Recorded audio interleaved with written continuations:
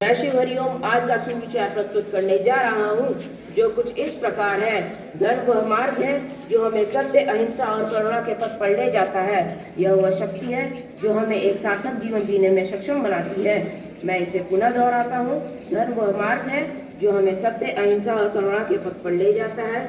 यह वह शक्ति है जो हमें एक सार्थक जीवन जीने में सक्षम बनाती है। धन्यवाद। मैं आंचल कक्षा 8वीं की ओर से आज का श्लोक प्रस्तुत करने जा रही हूँ, जो कुछ इस प्रकार है।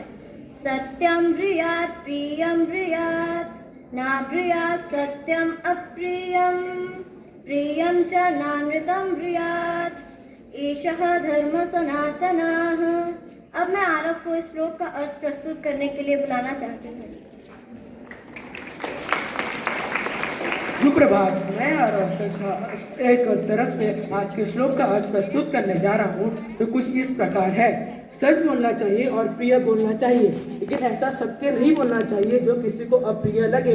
प्रिय किंतु असत्य नहीं बोलना चाहिए। यही सनातन धर्म है। धन्यवाद। प्रभात। मैं कृष्णा द्विवेदी आज कक्षा 8वीं की ओर से आज का मुख्य समाचार प्रस्तुत करने जा रहा हूँ, जो कुछ इस प्रकार है। शिवराज सिंह चौहान ने दिया सीएम पद से इस्तीफा। मोहन यादव को मिली जिम्मेदारी। सुप्रीम कोर्ट ने माना कि 370 को हटाने का फैसला कानूनी था। इससे घाटियों को पहुंचा फायदा, अपने ब्लॉग में बोले पीएम मोदी। टॉप 30 होटलों की लिस्ट जारी, जिसमें मात्र एक एशियाई होटल शामिल, ओबरॉय अमर विलास भारत। अब मैं सिद्धार्थ श्रीवास्तव को आज का खेल समाचार प्रस्तुत करने के लिए बुलाता हूँ। सुप्रभात। मैं सिद्धार्थ श्रीवास्तव कक्षा 8वीं की ओर से आज का खेल समाचार प्रस्तुत करने जा रहा हूँ। गुवाहाटी मास्टर्स जीतने पर अश्विनी तनिषा को बड़ा फायदा। युगल रैंकिंग में 24वें स्थान पर हैं। बंगाल वॉरियर्स ने पटना पायरेट्स को 18 पॉइंट से हराया, पॉइंट्स टेबल में सबसे ऊपर जगह बनाई। दक्षिण अफ्रीका ने भारत को 5 विकेटों से हराया। मध्य प्रदेश की अम्मी कामनी ने जीता नेशनल 6 रेड स्नूकर का खिताब। धन्यवाद। वो मंत्र विधि विधान है जो जोड़कर हमको साथ रखे। वे सनातन धर्म का संविधान है। वे सनातन धर्म का संविधान है। सुप्रभात। मैं सूर्यांश और मैं प्रखर आप सभी का आज की प्रातःकालीन सभा में स्वागत करते हैं, जिसका शीर्षक है धर्म संविधान। धर्म एक ऐसा शब्द है जो हम सभी ने अपने बचपन से ही सुना है और इसे हमारे जीवन में एक महत्वपूर्ण मूल्य के रूप में माना जाता है। लेकिन क्या हम धर्म को वास्तव में अर्थ समझते हैं और क्या यह हमारे जीवन में वास्तव में मायने रखता है? धर्म का अर्थ है कर्तव्य का मार्ग। यह हमें सिखाता है कि कैसे हम एक अच्छा और सार्थक जीवन जी सकते हैं। यह हमें हमारे परिवार, समाज और देश के प्रति हमारे कर्तव्य को समझने में भी मदद करता है। धर्म हमें दया, करुणा, क्षमा और ईमानदारी जैसे मूल्यों का पालन करना सिखाता है। यह हमें कमजोरी और जरूरतमंदों की मदद करने और अपने से बड़ों का सम्मान करना भी सिखाता है। धर्म हमें हमारे जीवन में सही और गलत के बीच अंतर करने में भी मदद करता है। धर्म हमें यह भी सिखाता है कि हम कैसे अपने लक्ष्यों को प्राप्त कर सकते हैं और अपने सपनों को पूरा कर सकते हैं। यह हमें दृढ़ता, धैर्य और आत्मविश्वास जैसे गुणों को विकसित करने में भी मदद करता है। धर्म हमें यह भी सिखाता है कि हम अकेले नहीं हैं और हमेशा कोई न कोई है जो हमारी मदद करने के लिए हमेशा तैयार है। तो इन्हीं विचारों के साथ अब मैं करुणा को एक कविता प्रस्तुत करने के लिए मंच पर आमंत्रित करता हूँ। सुप्रभात। मैं करुणा कक्षा 8वीं की ओर से एक कविता प्रस्तुत करने जा रही हूँ, जो कुछ इस प्रकार है। धर्म की राह जीवन का सहारा, हर कदम पर दिखाता है किनारा। कर्म का फल हमें मिलता है, धर्म की राह पर चलकर हम खिलते हैं। ईमान, प्रेम और करुणा का संगम, धर्म का सार हर इंसान में जगमगाता है। सबका साथ, सबका विकास, धर्म का सिद्धांत, जीवन का प्रकाश। सुख में दुख में हमेशा साथ देता है, धर्म का मार्ग हमें कभी नहीं छोड़ता है। सत्य के पथ पर हमें रखता है अटल, धर्म की शक्ति जीवन का बदलता है पल। धर्म की राह जीवन का आधार, हर इंसान के लिए एक अनमोल सौगात। धन्यवाद। आपका दिन मंगलमय हो। धर्म हमारे जीवन का अभिन्न अंग है। यह हमें सही रास्ते पर चलने और एक सफल और सुखी जीवन जीने में मदद करता है। हमें धर्म के मूल्यों को अपने जीवन में अपनाना चाहिए और हर किसी के लिए दया, करुणा और सम्मान की भावना से रहना चाहिए। इन्हीं में से एक धर्म है सनातन धर्म, जिसे वैदिक धर्म अथवा हिंदू धर्म भी कहा जाता है। इंडोनेशिया में इस धर्म का औपचारिक नाम हिंदू आगम है। हिंदू केवल एक धर्म नहीं अपितु जीवन जीने की एक पद्धति है। सनातन धर्म पृथ्वी के सबसे प्राचीन धर्मों में से एक है। हालांकि इसके इतिहास के बारे में अनेक विद्वानों के अनेक मत हैं। आधुनिक इतिहासकार हड़प्पा, मेहरगढ़ आदि पुरातनिक अन्वेषणों के आधार पर इस धर्म का इतिहास कुछ हजार वर्ष पुराना मानते हैं, जहां भारत की सिंधु घाटी सभ्यता में हिंदू धर्म के कई चिन्ह मिलते हैं। इनमें से एक अज्ञात मातृ देवी की मूर्तियां, भगवान शिव पशुपति जैसे देवताओं की मुद्राएं, शिवलिंग, पीपल की पूजा इत्यादि प्रमुख हैं। हिंदू धर्म के ग्रंथों को दो भागों में बांटा गया है, श्रुति और स्मृति। श्रुति हिंदू धर्म के सर्वोच्च ग्रंथ है जो पूर्णतः अपरिवर्तनीय है, अर्थात किसी भी युग में इनमें कोई भी बदलाव नहीं किया जा सकता। स्मृति ग्रंथों में देश कालानुसार बदलाव हो सकता है। श्रुति के अंतर्गत वेद हैं ऋग्वेद, सामवेद, यजुर्वेद और अथर्ववेद। ब्रह्मसूत्र व उपनिषद भी आते हैं। श्रुति को छोड़कर अन्य सभी हिंदू धर्म ग्रंथ स्मृति कहे जाते हैं, क्योंकि इनमें वो कहानियां हैं जिनको लोगों ने पीढ़ी दर पीढ़ी याद किया और बाद में लिखा। सभी स्मृति ग्रंथ वेदों की प्रशंसा करते हैं। इनको वेदों से निचला स्तर प्राप्त है, पर ये ज्यादा आसान है और अधिकांश हिंदुओं द्वारा पढ़े जाते हैं। बहुत ही कम हिंदू वेद पढ़ पाते हैं। प्रमुख स्मृति ग्रंथ है रामायण और महाभारत, भगवत गीता, पुराण, मनुस्मृति, धर्मशास्त्र और आगम शास्त्र। इस विषय पर और प्रकाश डालने के लिए मैं सक्षम और दिव्या को मंच पर बुलाता हूँ। और मैं सक्षम आज के विषय धर्म संविधान के बारे में अपने विचार प्रस्तुत करने जा रहे हैं, जिनमें कुछ महान कवियों द्वारा लिखे श्लोक भी होंगे। यम यम वापि सर्वनभावं त्यज्यन्ते कलेवरम तमैवेति कौन्तेय सदा तद्भावित। अर्थात जो जो भावों को मनुष्य शरीर छोड़ता है वह वही भाव उसी को प्राप्त होते हैं। हे कुंती पुत्र, क्योंकि वह उस भाव में हमेशा लगा रहता है। अभ्यास करना कि धर्म को समझना खासकर हिंदू धर्म में एक महत्वपूर्ण स्वीकृति है। हमारे धर्म सांस्कृतिक में गहराई से प्रवेश कर चुका है, जो नैतिक आचरण और धार्मिक जीवन के मार्गदर्शन करने वाला एक आदर्श सिद्धांत है। हिंदू दर्शन में एक धर्म एक बहुपक्षीय शब्द है जो नैतिक कर्तव्य, धार्मिक व्यवहार और ब्रह्मांडीय व्यवस्था के साथ एक जीवन की प्रेरणा को समाहित करता है। मातृवत परदारेषु परद्रव्येषु लोष्ठवत् आत्मवत सर्वभूतेषु यह पश्यति स पंडित। अर्थात माता की तरह अन्य स्त्रियों को, अन्य के धन को मिट्टी के समान अपनी आत्मा की तरह सभी जीवों में स्नेह रखना, यह हमारा धर्म संविधान है। इसको अपनाने से हमारा जीवन सुखमय होगा। हिंदू धर्म में धर्म के अद्भुत महत्व को समझने के लिए उसके जीवन में कैसे एक महत्वपूर्ण भूमिका निभाता है, यह काफी महत्वपूर्ण है। यह केवल रीति रिवाज का पालन नहीं है, बल्कि व्यक्तियों के नैतिक मूल्यों का पालन करने और उनके जीवन के विभिन्न पहलुओं में उनके कर्तव्यों को पूरा करने के लिए प्रेरित करता है। धर्म निर्दिष्ट नियमों का एक स्थूल सेट नहीं है, बल्कि यह उदाहरणों, कथाओं और तत्वों के माध्यम से आत्मसंपन्न और आध्यात्मिक समझ की दिशा में एक प्रेरणा स्रोत है।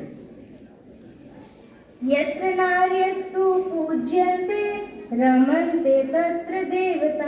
अर्थात जहाँ नारियों का सम्मान होता है वहाँ देवताओं का वास होता है। यह हमारा धर्म संविधान है। इसको अपनाने से हम कलह मुक्त रह सकते हैं। धर्म के महत्व को जानने के लिए उसके संबंध के 4 पुरुषार्थों के साथ देखना महत्वपूर्ण है: धर्म, अर्थ, काम और मोक्ष। धर्म पहला पुरुषार्थ कर्तव्य और धार्मिकता को संकेत करता है। यह व्यक्ति को नैतिक और धार्मिक सिद्धांतों के साथ एक जीवन जीने के लिए प्रोत्साहित करता है। अर्थ धन और समृद्धि की प्राप्ति धर्म के साथ मिलकर संगीत करता है। इससे साधनों को प्राप्त करने के लिए नैतिक साधनों की महत्वपूर्णता है। काम, सुख और आनंद की प्राप्ति धर्म परायणता के साथ उच्च आदर्शों की दिशा में उदाहरण स्थापित करता है। मोक्ष आत्मा की मुक्ति का प्राप्ति धर्म की पूर्ति में है और व्यक्ति को संसार से मुक्त करने की दिशा में प्रेरित करता है। सर्वे भवन्तु सुखिनः, सर्वे सन्तु निरामया, सर्वे भद्राणि पश्यन्तु, मा कश्चित् दुःख भाग् भवेत्। अर्थात हम ईश्वर से कामना करते हैं कि संसार के सभी लोग सुखी हों, निरोग रहें, उनके जीवन में कोई दुख ना हो। यह हमारे धर्म में आदर्श श्लोक है। उदार चरितानां तो वसुदेव कुटुम्बकम् अर्थात पूरी पृथ्वी के लोग हमारे परिवार के हैं। यह हमारा धर्म संविधान है। अतः हम आशा करते हैं कि सभी धर्म के धर्म ग्रंथों में ऐसा ही विचार होगा।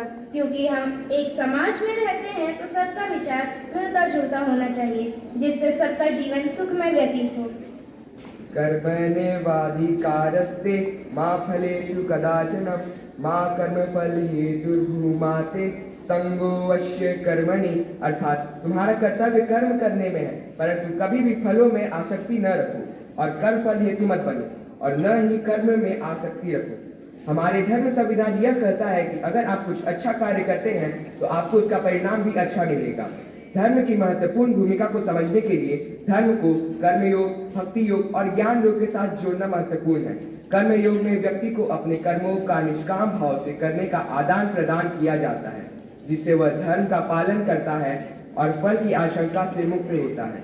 भक्ति योग में देवता की प्रति प्रेम और समर्पण के माध्यम से आत्मा को परमात्मा के साथ एकभूति करने का मार्गदर्शन दिखाया जाता है। ज्ञान योग में व्यक्ति को आत्मा का साक्षात्कार करने के लिए ज्ञान की खोज में लगने का प्रेरणा किया जाता है। धर्म का अनुसरण करने से समाज में सामंजस्य, समरसता और सहनशीलता की भावना पैदा होती है। यह सामाजिक न्याय, शांति और प्रेम के माध्यम से समृद्धि की दिशा में सहायक हो सकती है। हिंदू धर्म में अपने परिवार, समाज और प्राकृतिक पर्यावरण के प्रति समर्पितता की भावना भी उत्कृष्टता की दिशा में मार्गदर्शन करती है।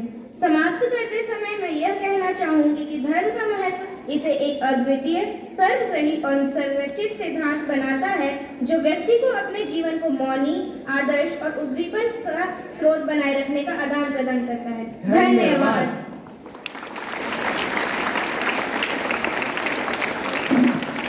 धन्यवाद सक्षम और दिव्या। प्राचीन काल में लोग वैदिक मंत्रों और अग्नि यज्ञ से कई देवताओं की पूजा करते थे। प्रमुख देवता है देवराज इंद्र, अग्नि, सोम और वरुण। उनके लिए वैदिक मंत्र पढ़े जाते हैं और अग्नि में घी, दूध, दही, जौ इत्यादि की आहुति दी जाती है।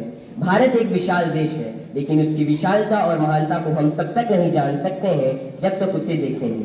इस ओर अनेक महापुरुषों का ध्यान गया, लेकिन आज से 1200 वर्ष पहले आदि गुरु शंकराचार्य ने इसके लिए बहुत महत्वपूर्ण कार्य किया।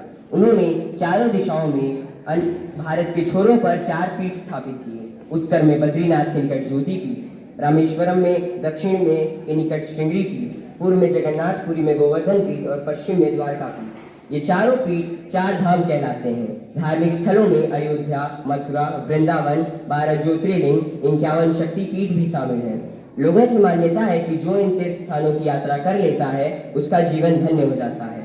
अब मैं अपने कुछ साथियों को एक मधुर गीत प्रस्तुत करने के लिए मंच पर बुलाता हूँ।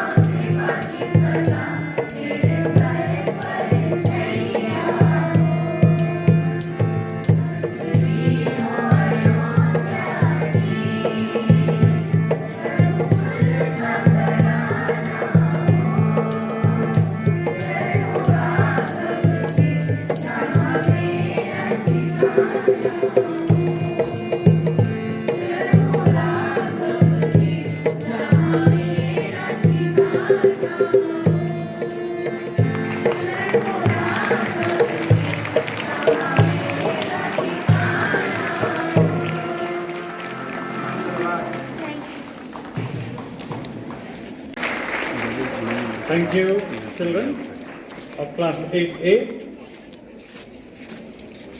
taking up this assembly on a very good topic. Nice to know that as school children, if you start contemplating on such topics, it will really help you in your lives. There are very few people in the world, human beings I'm talking of, who try to contemplate and try to think that what is the purpose of life? Why have we been blessed with this life? There are very few people, otherwise rest of them are more or less like you call them sanskarik.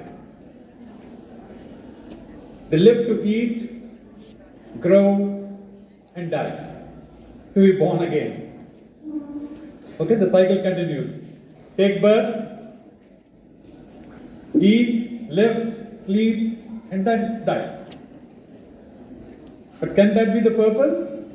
The purpose has to be a little higher, as we have been born as human beings. तो सबसे lower level में जो होते हैं वो संस्कारिक लोग होते हैं, जो जीते हैं, खाते हैं, पीते हैं, उधर मर जाते हैं। उसके बाद थोड़ा सा हायर लेवल जो होता है वो जिज्ञासु होते हैं, उनको जिज्ञासु कहते हैं, जिनके अंदर में एक प्रश्न उठता है कि ये धर्म हमें ये जीवन क्यों मिला है, सोचते हैं। जिज्ञासु के बाद एक और एक लेवल होता है, वो होता है साधुओं का, जो सिर्फ जिज्ञासा ही नहीं रखते लेकिन उस मार्ग पे चल पड़ते हैं, कोशिश करते हैं। वो साधु उनको साधु कहते हैं, अपने जीवन को साधते हैं। लेकिन वो भी चलते हैं, फिर गलती करते हैं। कभी हम अच्छा करते हैं, फिर बुरा कर देते हैं, होता है ना? Good thoughts come to us at times and then we also think bad things. हम अच्छी सोच रखते हैं, फिर कई बार अच्छे कार्य करते हैं, लेकिन फिर गलतियां भी करते हैं। But if we good, then a time will come that we will start doing more good things and less of bad things. ये साधुओं का जीवन है। और जो पूर्णतः सत्य के तत्व में लीन हो जाता है, वो संत बन जाता है। तो संत इज द हाईएस्ट रेंज। उस रेंज तक हम लोग पहुंचेंगे कि नहीं पहुंचेंगे, बड़ा मुश्किल है। इस जन्म में पहुंचेंगे कि नहीं, पता नहीं और कितने जन्म लगेंगे। तो संस्कारिक, जिज्ञासु, साधु और फिर Today you all heard about what Sanatana Dharma has to say. It's based on Sargun, दर्शनों पे आधारित है। In our country, Sanatana is the oldest dharma. Then we had Jainism, Buddhism, and then Sikhism. In the West, we had Judaism, Christianity, Muslims, Parsis. Whatever these religions are, their ultimate message is that God is one. But paths are different. अब हमें पता है बनारस की location कहाँ है। I'll give you an example. So the experience of us living in Singrauli, who want to go to Varanasi, and the experience of a person who is living in Delhi, who wants to go to Varanasi, can it be same? Can the journeys be same? No, sir. Journeys will be different. जो दिल्ली से बनारस आ रहा है, जो कोलकाता से बनारस आ रहा है, जो गोरखपुर से बनारस आ रहा है, जो अमेरिका से बनारस आ रहा है, जो सिंगरौली से बनारस जा रहा है, सबके एक्सपीरियंसेस अलग अलग होंगे ना? Yes, sir. So basically, these religions are also like that. We all have our religions. We have to keep the target in mind. कहाँ जाना है? These things are like, physics. Physics के rules जो होते हैं, वो सिर्फ सिंगरौली में ही लागू नहीं होते. Gravity doesn't work only in Singrauli. It works in New York also. It works in Brazil and Antarctica also. It works on planet Earth and it works on all other solar system and Milky Way and galaxy and the whole universe. The rules are same. So is the rule of religion. So we have to develop broad-mindedness and appreciate one another. कोई चुल्लू में पानी ले आए, कोई चम्मच में ले आए, कोई कटोरी में ले आए, कोई ग्लास में ले आया, कोई मटके में ले आया, कोई सुराही में ले आया, और फिर हम कहें कि नहीं मेरे चुल्लू वाला पानी सबसे अच्छा है, चम्मच वाला पानी अच्छा है. ऐसा तो नहीं होगा. सब में पानी है.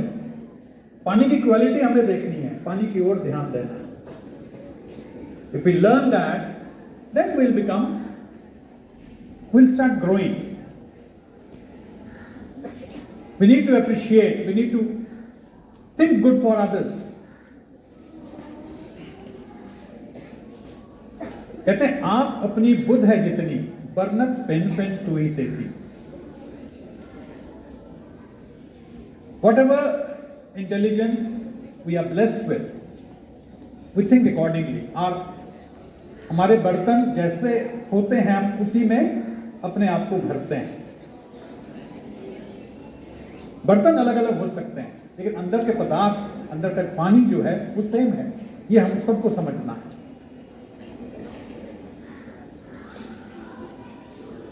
Sanatan Dharma believed in sargun, as I said, दर्शनों पे आधारित है. Then the Muslims came, they said no, he is nirgun. निर्गुण की उपासना करनी है, सरगुण की नहीं.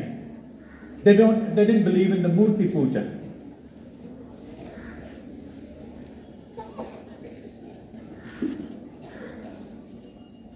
निर्गुण क्या होता है थोड़ा सा समझना पड़ेगा. It may take a minute or two for me to explain to you. You're seeing so many plants around you. There are so many plants, leaves, flowers. सब कहां से आए? पौधा लगाया गया लेकिन पत्ते बढ़ रहे हैं. आप देखते हो घरों में आपके फूल लगे हुए हैं. उन फूलों का आकार एक बनता है. गुलाब का अलग आकार होता है, कमल का अलग होता है, जैस्मिन फूल का अलग आकार होता है ना. उसमें कोई मिथिलेश राणा सर तो आके पत्ते उत्ते नहीं लगाते हैं ना, अपने आप आ जाते हैं. उसमें खुशबू भी कहीं से आ जाती है, आती है ना. कहां से आती है? निराकार से आती है. निराकार से आकार बनता है फूल का, और फिर एक दिन बाद या 2 दिन बाद फिर निराकार में वो आकार जो है लीन हो जाता है. वैसे ही हमारा भी आकार है. हम लोग आए हैं 20 साल, 40 साल, 60 साल, 120 साल, इतने साल हम भी रहते हैं. फूल एक दिन रहता है, 2 दिन रहता है. तो सबके आकार निराकार से ही आते हैं और निराकार में लीन हो जाते हैं. सरगुण आप निर्गुण भी तू ही, कलातार जिन सगली मोही. अगर हम सरगुण हर एक में, नदी में, पेड़ों में हम परमात्मा को पाते हैं, फूलों में परमात्मा को पाते हैं, वैसे ही उस निराकार को भी याद करना है. और उस निराकार की जो ये आकार है उसको पहचानना है और एप्रिशिएट करना है. अब एक अच्छा गुलाब फूल देखें तो आपको परमात्मा की याद आनी चाहिए. उसकी महक जब आप लें तो आपको परमात्मा की अगर याद आ रही है, then you are walking the right path. कि हम परमात्मा को माने और उसके जो आकार हैं उसको ना माने, that is not correct. Appreciate the Lord, appreciate the God, and appreciate His work also, His creativity also. The Creator and the creativity, both are to be appreciated. So great lesson for us to learn from today's assembly. So I hope you see in each other the presence of God, the Almighty, the power, whatever you believe in. And you don't think bad for that. You don't think ill for that. When we start thinking good for everyone, your thinking is like a boomerang. Boomerang जानते हो ना? Australia में चलता है वो boomerang. Boomerang का क्या function है? जब उसको फेंकते हैं तो फिर उड़ते उड़ते उड़ते उड़ते जो फेंका होता है उसी के पास आ जाता है. So our thoughts, our feelings are all like boomerang. आप सबके लिए अच्छा सोचोगे आपको अच्छाई मिलेगी, आप बुरा सोचोगे तो वो भी बूमरैंग होके आपके पास आएगा. That's why never think good for yourself also. Don't think bad. Never say ये मेरे से नहीं होगा. कहते हैं ना आप लोग, कभी मत कहना. Because your mind is listening. The universe is listening. जब आपको कोई टास्क मिलता है आपको yes I will be able to do it and the universe is listening to it and it will help you. But if you will give up and say no मेरे से ये नहीं होगा, then again universe is listening to you and it will not help you to complete the task. So understand these small things, they're very basic things, and once you understand, you'll make your lives sublime. Thank you.